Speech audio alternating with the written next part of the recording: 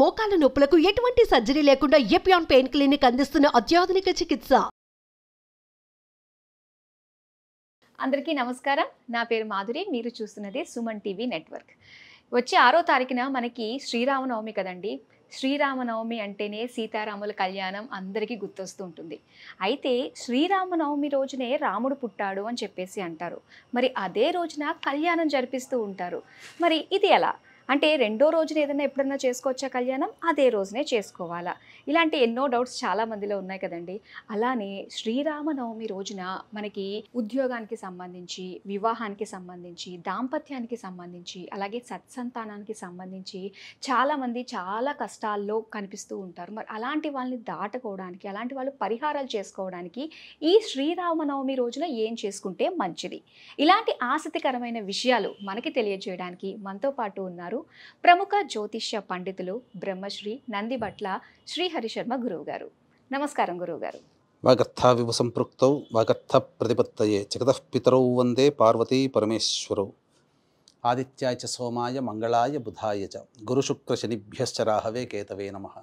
శృంగేరి జగద్గురు పీఠాధిపతులకి, కంచి పీఠాధిపతులకి నమస్కారములు తెలియజేసుకుంటూ కార్యక్రమాన్ని ప్రారంభిద్దాం. గురుగారు, మరి 6వ తారీఖున శ్రీరామనవమి కదండి. ముందుగా అయితే రాముని జననం ఆ రోజునే జరిగింది అంటారు. అలానే కళ్యాణం కూడా అదే రోజు చేస్తారు. అంటే ఆ రోజునే ఖచ్చితంగా కళ్యాణం చేసి తీరాల్సిందేనంటారా? మనకు వాస్తవంగా మూల రామాయణం వాల్మీకి రచించినటువంటి రామాయణం, దాని ఆధారంగానే మనం చేసుకోవాలి. ముఖ్యంగా మనం చూసుకున్నట్లయితే ఈ సంబంధించినటువంటి శ్రీరాముల వారు మరియు అమ్మవారు సీతామ్మవారి యొక్క కళ్యాణం, శ్రీరాముల వారి యొక్క జన్మ నక్షత్రం వచ్చేసేసి పునర్వసు నక్షత్రం. ఆయన చైత్ర శుక్ల నవమి రోజున మధ్యాహ్నం 12 గంటలకి అభిజిత్ లగ్నంలో జన్మించారు. కాబట్టి కర్కాటక లగ్నము, లగ్నంలో లగ్నాధిపతి చంద్రుడు, ఆ లగ్నంలో ఉచ్చస్థితి పొందినటువంటి గురువు. ముఖ్యంగా దాదాపుగా 5 గ్రహాలు ఉచ్చస్థితిలో ఉన్నాయి. పంచమహాపురుష యోగాలు అన్నీ కూడా ఆ యొక్క శ్రీరాముడి జాతకంలో కనిపిస్తుంటాయి.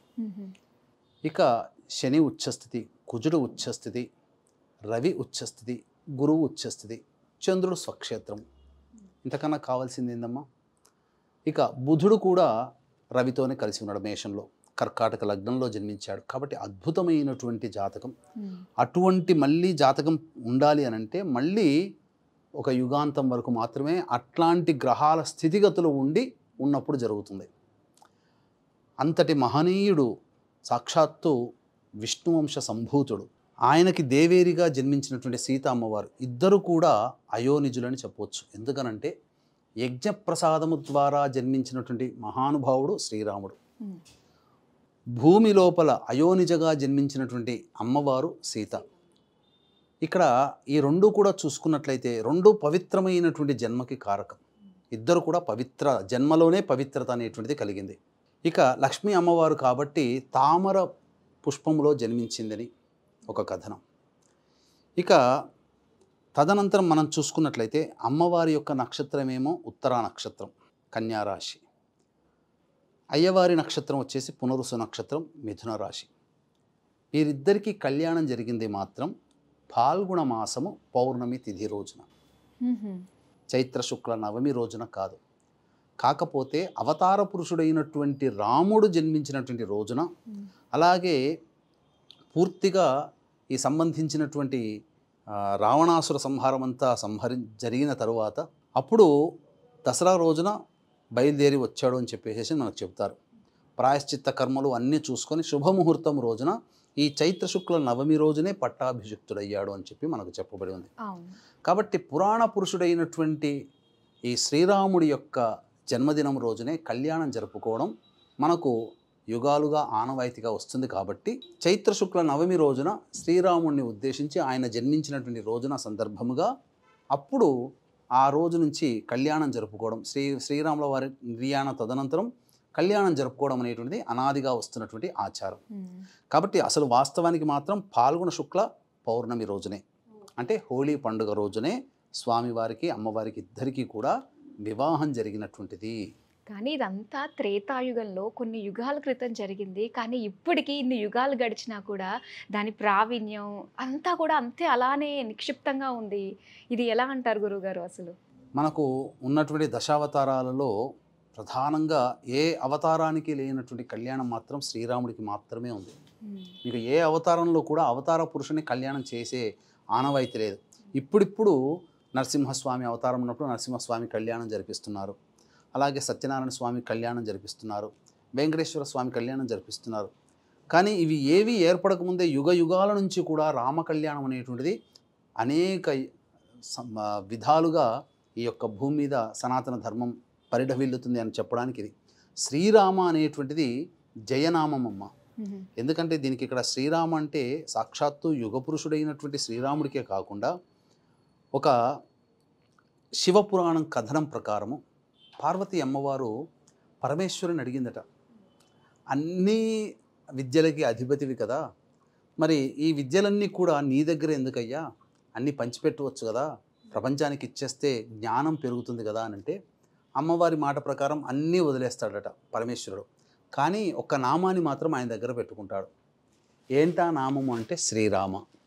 ఆ నామాన్ని తన దగ్గర పెట్టుకొని ఎవరైతే కాశీక్షేత్రంలో మరణం పొందుతారో వాళ్ళు ఆ సమయంలో ఈ తారక మంత్రాన్ని ఉపదేశిస్తాడు. తారక మంత్రం ఉపదేశించడం అంటే ఏమీ లేదు, శ్రీరామ అని చెబుతాడంతే. ఆ శ్రీరామ అనే శబ్దం వల్లనే విన్న జీవుడు మరణించే సమయంలో ఆ శ్రీరామ అనే పదం వింటే చాలు మోక్షాన్ని పొందుతాడు.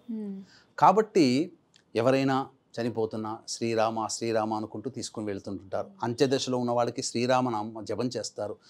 దాదాపుగా 99 కోట్ల పర్యంతం శ్రీరామనామ జపాన్ని చేసినటువంటి త్యాగయ్య ఆ ఫలితముగా శ్రీరాముల వారి దర్శనం పొందాడు. మొత్తము లక్ష్మణ అమ్మవారు సమేతముగా శ్రీరాముడు దర్శనం ఇచ్చాడు. 99 కోట్ల జపం చేశాడు త్యాగయ్య.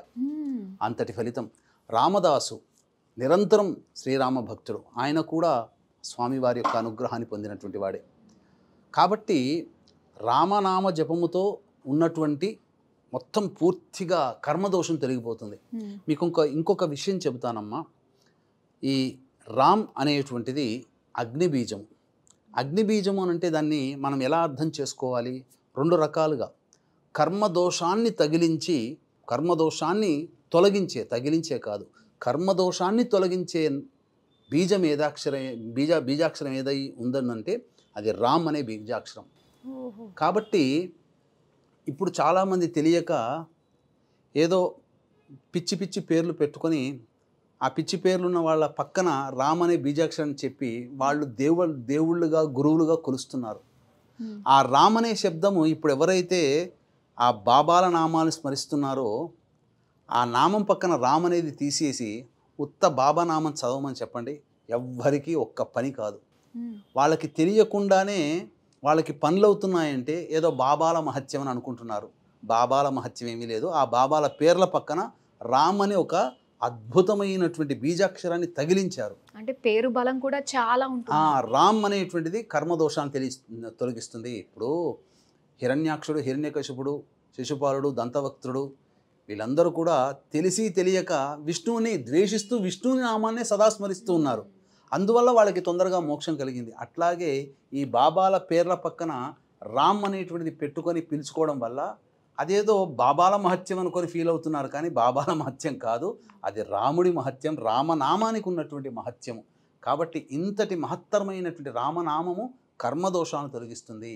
అంతేకాకుండా రామ్ అనేటువంటిది అగ్నిబీజము. హిమాలయాల్లో తపస్సు చేసుకునే సాధువులు -20 డిగ్రీస్లో కూడా ఎలా ఉండగలుగుతున్నారు అని అంటే వాళ్ళు నిరంతరం రామనామ జపాన్ని సిద్ధింపచేసుకున్నారు. నామజపాన్ని జపిస్తూ ఆ నామజపం యొక్క సిద్ధత్వాన్ని వాళ్ళు పొందారు. కాబట్టి ఒంటి మీద నూలు పోగు లేకుండానైనా కానీ ఉండగలుగుతున్నారు. దీనికి ఉదాహరణ మనం కూడా చేసి చూడవచ్చు. చలికాలంలో చల్లటి ప్రదేశంలో మీరు ఒక అరగంట సేపు రామ్ రామ్ రామ్ రామ్ శ్రీరామ్ శ్రీరామ్ శ్రీరామ్ అంటూ ఉండండి. మీలో ఒక వేడి వచ్చేసేస్తుంది. అంత చలిలో కూడా మీకు చెమటలు పట్టేంత వేడి మీ శరీరం నుంచి వచ్చేస్తుంది. చలినైనా ఎదుర్కోగలుగుతారు. అంతటి శక్తి ఆ రామ్ అంటే అగ్నిబీజం. అగ్ని ప్రజ్వరిల్లుతుంది, దహించి వేస్తుంది, కర్మదోషాన్ని దహించి వేస్తుంది. ఇక అన్నిటికంటే ప్రధానముగా ఈ శ్రీరాముడు మనకు యుగ పురుషుడు అని, అంతేకాకుండా సకల గుణాభిరాముడు మనకు చెప్పదలుచుకున్నట్లయితే అనేక విధాలుగా ఆ శ్రీరాముడు ఆచరించి చూపించాడు. ఆయన బాటలో మనం నడవాలి. ఏకపత్ని వ్రతం అది చాలా ఆ వ్రతం అనేటువంటి ఏకపత్ని వ్రతం అనేటువంటిది చాలా అసంభవం కొన్ని యుగాలలో. కానీ అప్పుడు కూడా ఎన్నో అవకాశాలు ఉన్నప్పటికీ కూడా రాజుగా ఉన్నప్పటికీ కూడా సామాన్య పురుషుడుగా జీవించాడు అని చెప్పవచ్చమ్మా. అలాగే గురువుగారు ఇప్పుడు ఉద్యోగ సమస్యలు, అలాగే వాళ్ళకి సంతానం గురించి, ఆరోగ్యం గురించి చాలా రకాల సమస్యలు ఉంటూ ఉంటాయి కదండి. మరి అలాంటి వాళ్ళు ఈ శ్రీరామనవమి రోజున ఏదైనా పరిహారాలు లాంటివి చేసుకున్నట్లయితే వాళ్ళకి మొత్తం అన్నీ తొలగిపోతాయంటారా? తప్పకుండానమ్మా. శ్రీరాముడి యొక్క జీవిత చరిత్రని మనం వాల్మీకి పరంగా చూసుకున్న, వాల్మీకి రామాయణాన్ని చూసుకున్న, సుందరకాండము అయినా కానీ అనేక పారాయణాలు మనకు దృశ్యమాత్రమేనమ్మా. అన్ని చేసినటువంటి వాళ్ళు ఫలితాలు పొందినటువంటి వాళ్ళు ఉన్నారు. ముఖ్యంగా వివాహం కావలసినటువంటి వాళ్ళు, అలాగే ఉద్యోగము పదవి రావాల్సినటువంటి వాళ్ళు, దంపతులు విడిపోయి చక్కటి మళ్ళీ తిరిగి భర్త లేదా భార్య కలిసిపోవాలనుకునేటువంటి, అనగా అన్యోన్య దాంపత్యాన్ని కోరుకునేటువంటి వాళ్ళు, అలాగే కీర్తి ప్రతిష్టలు కోరుకునేటువంటి వాళ్ళు, చక్కటి సత్సంతానాన్ని కోరుకునేటువంటి వాళ్ళు, వీళ్ళందరూ కూడా ఆ యొక్క శ్రీరాముడిని అనేక విధాలుగా మనం కనుక అర్చించిన, పూజించిన, పారాయణం చేసిన తప్పకుండా ఈ సమస్యలన్నీ తొలగిపోతాయమ్మా. దీన్ని దృష్టిలో పెట్టుకొని వీక్షించేటువంటి ప్రేక్షకులు గమనించాల్సినటువంటిది ప్రధానముగా ఈ యొక్క చైత్ర పౌర్ణమి మనకు ఈ ప్రాంతములలో హనుమత్ జయంతిగా పిలుచుకోవడం జరుగుతుంది 12వ తారీఖు రోజున. కాబట్టి ఈ 12వ తారీఖు రోజున సాయంకాల సమయంలో హనుమత్ అభిషేకము మరియు మన్యుసూక్త విధానముగా హోమము, జాతకరీత్యా ఇప్పుడు శని మారాడు కాబట్టి ఈ శని మారినటువంటి సందర్భముగా 12 రాశుల వారికి కూడాను అనేక రకాలైనటువంటి సమస్యలు ఉత్పన్నమవుతాయి. కాబట్టి ఆ సమస్యల దోష నివారణ కోసం శనీశ్వర హోమము, అఘోర పాశుపత మంత్ర హోమంతో పాటు వివాహము, ఉద్యోగము, దాంపత్యము, అనారోగ్యము, సమస్యల నివారణకి సర్వదోష నివారణ పూజలు, హోమాలు అనేటువంటివి చేయించడం జరుగుతుంది. ముఖ్యంగా ఈ యొక్క కార్యక్రమంలో నమోదు చేసుకునేటువంటి వాళ్ళు కార్యక్రమ తదనంతరం కాంటాక్ట్ చేసి మీ గోత్రనామాలు నమోదు చేసుకోవచ్చు. అలాగే అన్నిటికంటే ముఖ్యంగా సెం కరుంగలి మాల, కరుంగలి కాదు సెం కరుంగలి మాల అనేటువంటిది ప్రత్యేకించి నరదృష్టి, నరఘోష, పాజిటివ్ ఎనర్జీ కలిగించింది. నరఘోష, నరదృష్టిని తొలగించబోతుంది. అలాగే ముఖ్యంగా ఈ సెం కరుంగలి మాలని ఎవరైతే ధరిస్తారో వాహనాన్ని నడిపేటప్పుడు వచ్చే ప్రమాదాల నుంచి మిమ్మల్ని కాపాడుతుంది. ఆకస్మికమైనటువంటి ప్రమాదాలను బారిన పడకుండా ఈ సెం కరుంగలి మాల, ఉత్త కరుంగలి కాదు, సెం కరుంగలి మాల అనేటువంటిది ఈ యొక్క హనుమత్ జయంతి రోజున పూజ చేసి, హోమము చేసి, ఆ హోమ ప్రసాదముగా ఈ యొక్క సెం కరుంగలి మాల మీకు అందివ్వడం జరుగుతుంది. అవకాశం ఉన్న వాళ్ళు ఇట్టి మహత్తరమైనటువంటి కార్యక్రమంలో మీరు గోత్రనామాదులు నమోదు చేసుకొని దైవానుగ్రహాన్ని పొందవచ్చు. అత్యద్భుతమైన, ఏదో ఉత్తగా కరుంగలిమాల కొనడం కాదు, కరుంగలిమాలతో విశేషమైనటువంటి కొన్ని మణిపూసలు, శంకరుంగలిమాలలు కలిపి రాగిలో చుట్టించి మీకు ఇవ్వడం జరుగుతుంది. కాబట్టి అవకాశం ఉంటే ఇట్టి మహత్తరమైనటువంటి కార్యక్రమంలో మీరు నమోదు చేసుకోవచ్చు. ఇక మనకు ప్రధానంగా చూసుకుంటేనమ్మా, ముఖ్యంగా వివాహ సమస్యలు ఉన్నటువంటి వాళ్ళు, మనకు రామాయణంలో సీతా కళ్యాణ ఘట్టం ఉంటుంది. ఆ సీతా కళ్యాణ ఘట్టాన్ని, సీతారాముల కళ్యాణ ఘట్టాన్ని 108 సార్లు పారాయణం చేసిన వాళ్ళకి అనతి కాలంలోనే వివాహం జరిగి తీరుతుంది. అదొకటి. తర్వాత ఇక వివాహం అయిపోయింది కదా, దాంపత్య సమస్యలు. ఈ దాంపత్య సమస్యలు అనేటువంటివి ఉన్నటువంటి వాళ్ళు ఈ సంబంధించినటువంటి సీతా కళ్యాణ ఘట్టాన్ని, సీతా కళ్యాణ తదనంతరం వనవాసానికి వెళ్ళేంత వరకు ఉన్నటువంటి ఘట్టాన్ని 108 సార్లు పారాయణం చేయాలి. ఇక తరువాత సంతానపరమైనటువంటి సమస్యలు, లవకుశులు సంబంధించినటువంటి ఉద్భవం ఈ యొక్క రామాయణంలో ఉంటుంది, ఉత్తర రామాయణంలో ఉంటుంది. ఆ లవకుశులు సంబంధించినటువంటి చరిత్రని, ఆ ఘట్టాన్ని 108 సార్లు పారాయణం చేయాలి. ఇక ప్రధానముగా ఉద్యోగ సమస్యలతో బాధపడేటువంటి వాళ్ళు శ్రీరామ పట్టాభిషేకం అని ఉంటుంది. ఆ శ్రీరామ పట్టాభిషేకాన్ని 108 సార్లు పారాయణం చేయాలి. ఉద్యోగం వెతుక్కునే వాళ్ళు కానీ, ఉద్యోగ మార్పుని కోరుకునే వాళ్ళు కానీ, అలాగే మనకు అనేక రకాలైనటువంటి సమస్యలు అనేటువంటివి ఉంటాయి. ఆ సమస్యల నుంచి బయటపడాలి అన్నప్పుడు ఎందుకు సమస్యలు కలుగుతున్నాయో తెలియదు, జాతకరీత్యా పక్కకు పెట్టండి. అనేక రకాల సమస్యలు ప్రతి మానవుడికి ఉంటాయి, మీకు ఉంటాయి, నాకు ఉంటాయి. కాబట్టి అటువంటి సమస్యల నుంచి బయటపడడం కోసం ఈ సంబంధించినటువంటి జాతకమంతా బాగుంటుంది, కానీ ఎందుకు సమస్యలు వస్తాయో తెలియదు. జటిలమైన సమస్యలు, జటిలమైన కోరికలు నెరవేరాలి అని అన్నప్పుడు సుందరకాండ పారాయణం 108 సార్లు పారాయణం చేయండి. తప్పకుండా అది జరిగి తీరుతుంది. ఇవన్నీ కూడా నిజమైనటువంటి అనుభవాలే. సుందరకాండ పారాయణం ఇప్పటికీ చేయించుకుంటారు. కష్టాలు వచ్చినప్పుడు, చికాకులు, ఇంట్లో సమస్యలు చికాకులు పెరుగుతున్నప్పుడు ఒక్కసారి సుందరకాండ పారాయణం చేయండి పంతులు గారు అని చెప్పి చేయించుకుంటారు. ఇప్పటికీ కూడా దానికి చేసేవాళ్ళు స్పెషల్గా ఉంటారు. ఆషామాషిగా ఎవరు పడితే వాళ్ళు చేసేది కాదు. కాబట్టి అన్ని రకాల విద్య, వివాహ, ఇప్పుడు విద్యకు సంబంధించినటువంటి శ్రీరాముడు విద్యను అభ్యసించినటువంటిది, అలాగే తాటక సంహారము ద్వారా అంతకుముందు విశ్వామిత్రుడి ద్వారా పొందినటువంటి విద్యలు, ఇవన్నీ కూడా ఈ శ్రీరాముడు వనరక్షణ కోసం, యాగరక్షణ కోసం బయలుదేరినటువంటి దారభ్యత సీతా కళ్యాణం వరకు ఉన్నటువంటి ఘట్టాన్ని ఎవరైతే పారాయణం చేస్తారో విద్యలో ఉన్నటువంటి దోషాలన్నీ తొలగిపోతాయి. సీతా కళ్యాణం, వివాహము, దాంపత్య సమస్యలు తొలగిపోతాయి. లవకుశుల సంబంధించినటువంటి జన్మ చరితాన్ని పారాయణం చేస్తే సంతాన సమస్యలు పోతాయి. ఉద్యోగ సమస్యలు, పదవీ సమస్యలు, వ్యాపార సమస్యలు తీరాలంటే రామపట్టాభిషేకాన్ని పారాయణం చేస్తే సరిపోతుంది. ఇంతకన్నా రాముడు మనకు ఇంత గొప్ప వరాన్ని, ఇవన్నీ సకలమైనటువంటి కష్టాలు తొలగిపోవాలంటే అశోకవనంలో బాధలు పడుతున్నటువంటి అమ్మవారిని దర్శించినటువంటి ఆ యొక్క హనుమత్ ఘట్టం ఏదైతే ఉంటుందో అదంతా పారాయణం చేసినటువంటి వాళ్ళకందరికీ కూడా వాళ్ళకి అదే సుందరకాండ అని అంటారు. ఆ సుందరకాండ పారాయణం చేయడం వల్ల సమస్త విధములైనటువంటి శోకములు కానీ కష్టములు కానీ తొలగిపోతాయి. ఇంతటి అద్భుతమైనటువంటి రోజు కాబట్టి అందరూ ఆ రోజున చేయండి. ముఖ్యంగా ఆ శ్రీరామ నవమి రోజున పుష్యార్క యోగము కూడా కలిసి వస్తుంది. పుష్యమి నక్షత్రము ఆదివారము, శ్రీరామ నవమి రోజున. కాబట్టి ఎవరైతే ఆ ఒక్క రోజున ఒక్కసారి, మనం మామూలు సందర్భంలో 100 సార్లు శ్రీరామ అంటే ఎంత ఫలితమో, ఆ పుష్యార్క యోగము కలిసినటువంటి రోజున శ్రీరామ అనడం వల్ల అంత ఒక్కసారి అంటే ఫలితం. కాబట్టి ఆ రోజంతా శ్రీరామ శ్రీరామ శ్రీరామ అనే నామజపాన్ని వీక్షించేటువంటి ప్రేక్షకులు అందరూ కూడా ధ్యానం చేయండి, జపం చేయండి, తరించండి. ఇక 12వ తారీఖు రోజున అద్భుతమైనటువంటి చైత్ర పౌర్ణమి రోజున అద్భుతమైనటువంటి రోజు. ఆ రోజున సాయంకాలం 5 గంటల వరకు మీ గోత్రనామాదులు మీరు నమోదు చేసుకోవచ్చు.